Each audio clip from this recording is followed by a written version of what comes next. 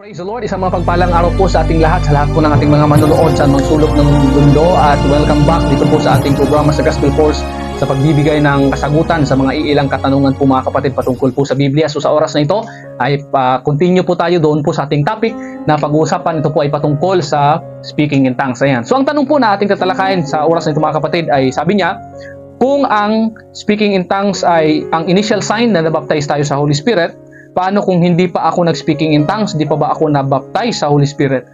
Okay, ayon po sa turo ng Biblia, kapatid, ay yes. Kasi po sa Book of Acts, malinaw po na mabasa po natin doon na nung nagtanong po ang mga tao bakit sila nagsalita ng iba't ibang wika, sabi ng ating apostol na Pedro, ito po ay tinatawag na ang propesya na ibibigay po ng Diyos, ibubuhos ng Diyos ang kanyang banal na espiritu sa lahat po ng mga laman, which is sinabi ng ating Panginoong Jesucristo na ito po ay kapanganakan sa espiritu or ito ay pagtanggap ng banal na espiritu. Ayan. So, malinaw po mga kapatid, sa Acts chapter 8, although nagkaroon sila doon ng joy, meron silang pananampalataya, sila ay nabautismuhan, ngunit sinabi doon mga kapatid, hindi pa nila natanggap ang banal na espiritu dahil hindi pa po nila narinig na sila po ay nagsalita ng iba't ibang wika. Na ito po kasi ang pinagbasihan ng mga Hudyo, yung sinabi ng ating Panginoong Jesucristo sa John chapter 3 verse 8, na when the Spirit breathes and you hear its voice, this is a man who is born of the Spirit. So yun po mga kapatid at kaibigan.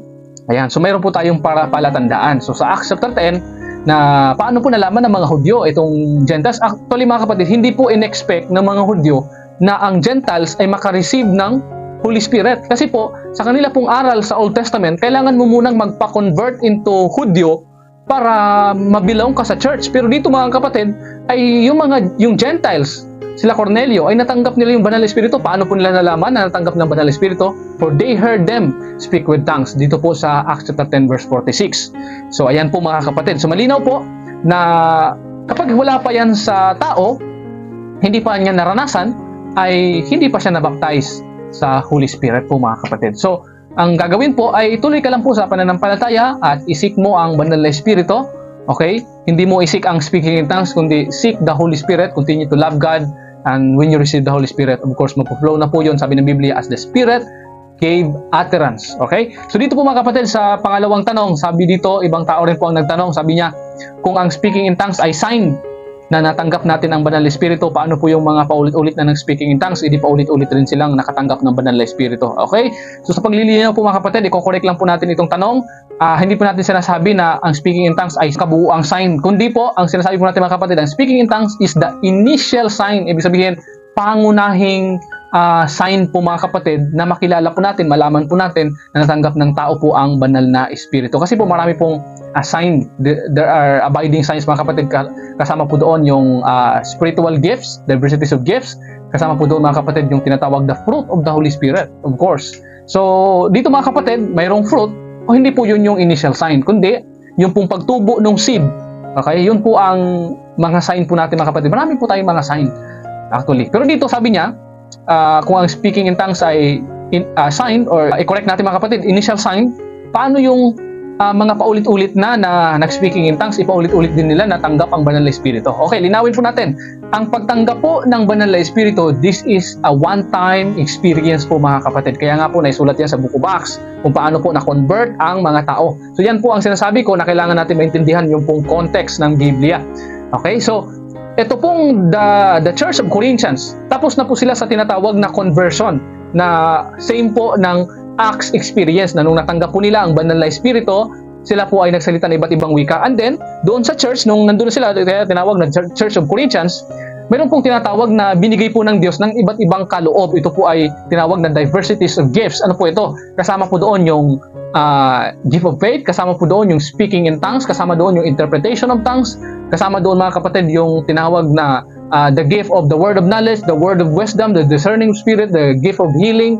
So, marami po mga kapatid. There are 9 diversities of gifts na ibinigay po doon po sa church na mananampalataya na. Pero tapos na po silang mabautismuhan sa banal na espiritu. 1 Corinthians chapter 12 verse 13, na sila po lahat ay nabautismuhan na. So ngayon, doon po sa nabaptize sila sa banal na espiritu, initial sign po doon mga kapatid, that is speaking in tongues. Ngayon, paano po yung pagkatapos nun ay meron silang pagsalita ulit ng iba't ibang wika or speaking in tongues? Hindi na po yun receiving of Holy Ghost. So, tandaan po natin mga kapatid, ang receiving of Holy Ghost this is a one-time experience po mga kapatid. Ibig sabihin, yun pong sign na makikita po natin sa tao, maririnig po natin doon sa tao na natanggap niya ang banal na espiritu, isang beses lang po yun. Ang kasunod noon, kung siya may nagsalita pa ng iba't ibang wika, sa mga susunod na mga panahon, it's either doon po siya sa tinatawag na spiritual gifts, hindi na po siya initial sign na natanggap niya ang banal na espiritu kasi tapos na nga po yung mga kapatid. Halimbawa sa church na mayroong nag-speaking in tongues and then may nag-interpret, ang ibig sabihin ng mga kapatid, that is a spiritual gifts or diversities of gifts. Okay? Yung gifts po of tongues, always po yon, may partner po yon na interpretation of tongues. Kasi ang purpose po doon mga kapatid, for the edification of the church o pagpapatibay sa iglesia po mga kapatid. Ngayon, kung nag-speaking in tongues siya na walang interpretation, walang nag-interpret, sabi po ni Pablo, kailangan niyang manahimik. Ang ibig sabihin po mga kapatid, hindi po sinabi ni Pablo na mag-stop siya mag-speaking in tongues. Kailangan niyang manahimik. Ano pong ibig sabihin ng mga kapatid? At hayaan siyang magsalita sa kanyang sarili. Okay? Kung walang interpretation. Anong ibig sabihin nun? Ang sabi ng mga kapatid, for that is edifying to himself. So, ang dito po sa church, ay meron pong uri ng speaking in tongues rin pagkatapos matanggap ang banal na espiritu. Una, this is the edification of the church. Kung meron pong nag-interpret, that is edification of the church. Pero kung walang nag-interpret, sabi ni Pablo, ay hayaan mo siya magsalita sa kanyang sarili, pero manahimik siya. So ngayon, ang ibig sabihin ng mga kapatid, hinaan lang yung boses niya, at magsalita sa kanyang sarili, that is, pinapatibay niya ang kanyang sarili. Okay? Nakipag-usap between him and God, between you and God. Kung ang speaking in tongues na mayroon pong interpretation, that is for the edification of the church between you and God na mayroong pinaparating sa iglesia, pagpapatibay po ng iglesia. So yan po mga kapatid. So dito, yung initial sign, yung speaking in tongues na initial sign na natanggap ang banal na espiritu, this is a one-time experience po mga kapatid. Hindi po ibig sabihin na kapag nag-speaking in tongues ka ulit ay natanggap mo ulit ang banal na espiritu. Hindi po ganun mga kapatid. Kundi, it's either that is a spiritual gifts or yun pong tinatawag na praying in tongues na yung sa sarili mo mga kapatid for the edification of yourselves. Or kung mayroon niyang interpretation, that is edification to the church. Ayan. So malinaw po mga kapatid. So hindi po ibig sabihin na ulit-ulit kang speaking in tongues ay ulit-ulit mo natanggap ang banal na espiritu. Yung kauna-unahang nag-speaking in tongues ka na natanggap mo ang banal na espiritu, that is the initial sign, which is that is the receiving of the Holy Ghost. So yan po mga kapatid. Salamat po sa panonood. So sa may mga katanungan pa, pwede kayong mag-comment or I appreciate din po mga kapatid yung pong nag-private message po sa atin. Sabi ko nga mga kapatid, hindi po ito pang debate, ngunit ang ating programa, ito po ay pagbibigay linaw sa mga ilang katanungan po mga kapatid. Anyway, mayroon pong mga nagko-comment dyan sa comment section, sa mga previous video po natin, may nagko-comment doon. So okay lang din po yun mga kapatid.